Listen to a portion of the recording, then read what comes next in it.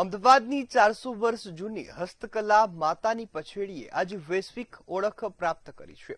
ભાનુ ચિતારાનો પરિવાર 8 પેઢીથી આ પરંપરાને જાળવે છે। મળીએ આ પરિવારને। એક સમયે મંદિરમાં પ્રવેશબંધી સામે ભક્તિના પર્યાય તરીકે જન્મેલા આ હરતા ફરતા મંદિરો હવે કાયદાકીય રક્ષણ સાથે આંતરરાષ્ટ્રીય બજારમાં ચમકશે। સામાજિક ભેદભાવના યુગમાં જ્યારે મંદિરોના દ્વાર બંધ હતા ત્યારે દેવી પૂજક સમુદાયે સુતરાઉ કાપડ પર માતાજીના ચિત્રો કંડારી ભક્તિનો નવો માર્ગ શોધ્યો હતો। લાલ, કાળા અને સફેદ કુદરતી રંગોથી તૈયાર થતી આ માતાની પછડી આજે અમદાવાદની વિશિષ્ટ બૌદ્ધિક સંપત્તિ છે। જીઆઈ ટેગ મળવાથી હવે તેના આર્થિક લાભો સીધા મૂળ કારીગરો સુધી પહોંચશે।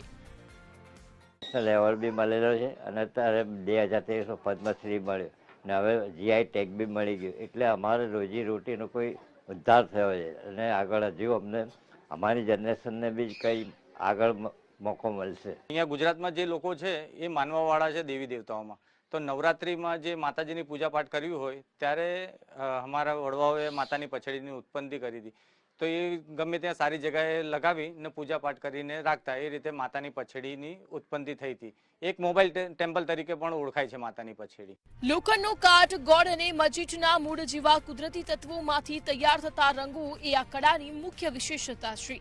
કાપડની મધ્યમાં વિરાજમાન આદ્યશક્તિ અને તેમની આસપાસ કંડારાયેલા પૌરાણિક પ્રસંગો દરેક પછડીને જીવંત વાર્તામાં પરિવર્તિત કરે છે।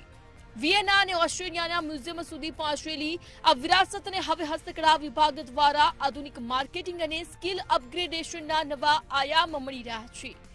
बीच बीच में एग्जीबिशन वगैरह शुरू करते हैं। हैंडीक्राफ्ट डिपार्टमेंट है, खादी ग्रामोद्योग विभाग होता है, भारत सरकार का स्किल डेवलपमेंट होता है, हमारा जो अलग अलग पॉलिसी होता है, तो इसके माध्यम से कैसे ये लोगों का स्किल डेवलपमेंट के साथ अपग्रेडेशन कर सकते हैं, इनका मार्केटिंग को कैसा लाइवलीहुड को बढ़ा सकते हैं, तो इसके हिसाब से हम लोग को इनका जो सेल्फ हेल्प ग्रुप होता है तो इसका जो तरीका में होता है तो ये हम लोग को करने के लिए हम लोग को ये जो फैमिली के साथ इनके साथ हम लोग को कंटिन्यूएशन हम लोगों का संपर्क रहता है। G20 જેવા આંતરરાષ્ટ્રીય મંચો પર ભારતની શાન વધારનાર આ કળા આજે આશા અને સંઘર્ષનું પ્રતીક બની છે।